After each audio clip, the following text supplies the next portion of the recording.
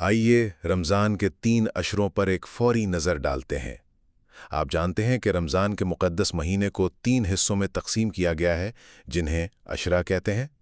ہر عشرہ یعنی 10 دن ایک خاص فضیلت رکھتا ہے، اور ان کو سمجھنا اس مہینے سے بھرپور فائدہ اٹھانے کے لیے سمجھے بہت ضروری ہے۔ تو رمضان کا مبارک مہینہ آ چکا ہے اپنی تمام رحمتوں کے ساتھ، لیکن ایک سوال ہے جو ذہن میں آتا ہے، کیا ہم واقعی اس کے ہر لمحے کی قدر کر رہے ہیں؟ چلیں آج اس خوبصورت روحانی سفر کو، اس کے 3 سٹیجز کو مل کر سمجھتے ہیں۔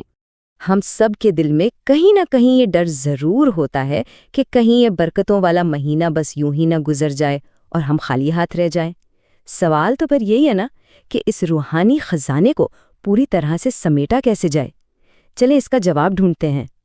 اور خوبصورتی اس بات کی ہے کہ اس کا جواب وہ خود رمضان کے اندر ہی چھپا ہوا ہے۔ اللہ نے ہمارے لیے اس سفر کو آسان بنا دیا ہے۔ کیسے؟ اس مہینے کو 3 خاص حصوں میں تقسیم کر کے، تاکہ ہم سٹیپ بائی سٹیپ اپنی اسپریچوالٹی کو بلڈ کر سکیں۔ تو ان حصوں کو کہتے ہیں عشرہ۔ عشرہ اس کا مطلب ہے 10 کا گروپ۔ سمپل، ہر عشرہ 10 دنوں کا ہے، اور ہر ایک کی اپنی ایک الگ امپورٹنس، ایک الگ فضیلت ہے۔ یہ صرف دن گننا نہیں ہے، بالکل نہیں، یہ اصل میں ہمارے اسپریچول جرنی کے مائل سٹونز ہیں۔ تو یہ ہے پورا روڈ میپ۔ پہلا عشرہ رحمت کا، پھر دوسرا مغفرت کا، اور آخر میں تیسرا عشرہ جہنم سے نجات کا۔ ایک بالکل کلیئر پاتھ ہے جس پر ہمیں بس چلنا ہے۔ تو چلیں اس سفر کے پہلے سٹیج میں ڈائیو ان کرتے ہیں، وہ سٹیج جس کا نام ہے رحمت۔ اوکے، تو سفر شروع ہوتا ہے پہلے 10 دنوں سے۔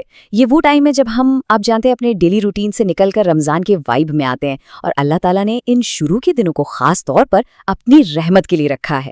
ذرا امیجن کریں اس بات کو کہ یہ وہ دن ہے جب اللہ کی رحمت آسمان سے بارش کی طرح برس رہی ہے۔ روایات میں یہی ملتا ہے کہ اللہ ان دنوں میں اپنے بندوں پر ایک خاص نظر کرم فرماتا ہے۔ سوچو، اپنے رب سے جو کنیکشن تھوڑا کمزور ہو گیا ہونا، اسے دوبارہ جوڑنے کا، اسے منانے کا، اس سے بہتر موقع کیا ہو سکتا ہے؟ اور اسی لیے ان دنوں میں یہ دعا کثرت سے مانگنے کو کہا گیا ہے، رب اغفر وارحم وانت خیر الراحمین، یعنی اے میرے رب مجھے بخش دے اور مجھ پر رحم فرما، تو سب سے بہتر رحم فرمانے والا ہے۔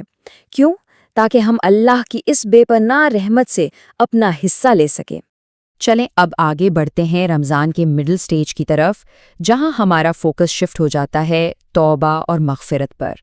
جب پہلے عشرے کی رحمت سے ہمارے دل نرم ہو جاتے ہیں نا، تو ہم دوسرے سٹیج میں انٹر کرتے ہیں، یعنی 11ویں روزے سے لے کر 20ویں تک۔ اور اب وقت ہے اپنے اندر جھانکنے کا، اپنے پچھلے گناہوں پر سچے دل سے معافی مانگنے کا۔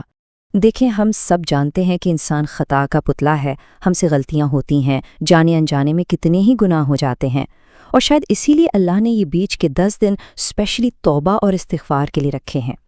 اور پتہ ہے، اس وقت اللہ تعالیٰ فرشتوں کے سامنے فخر کرتا ہے جب اس کا بندہ رو رو کے اپنے گناہوں کی معافی مانگتا ہے۔ تو ان دنوں میں اپنے تمام گناہوں کو یاد کر کے بالکل سچے دل سے استغفار کرنا چاہیے۔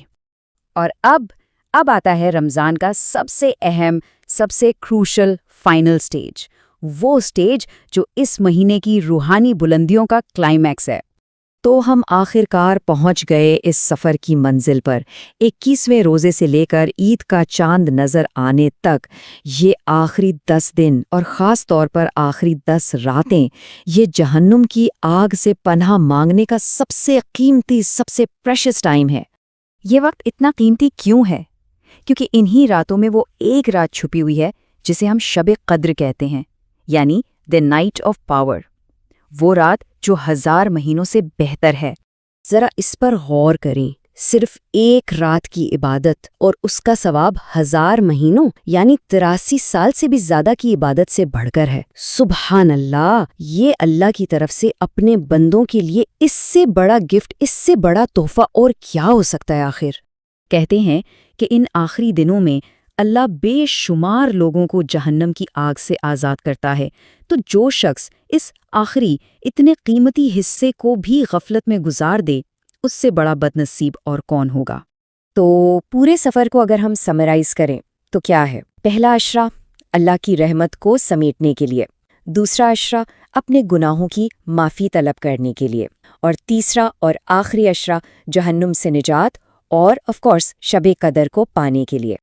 تو اب جبکہ یہ پورا روحانی روڈ میپ ہمارے سامنے بالکل کلیئر ہے، اصل سوال یہ نہیں ہے کہ ہم جانتے کیا ہیں، اصل سوال تو یہ ہے کہ ہم اس پر عمل کیسے کریں گے۔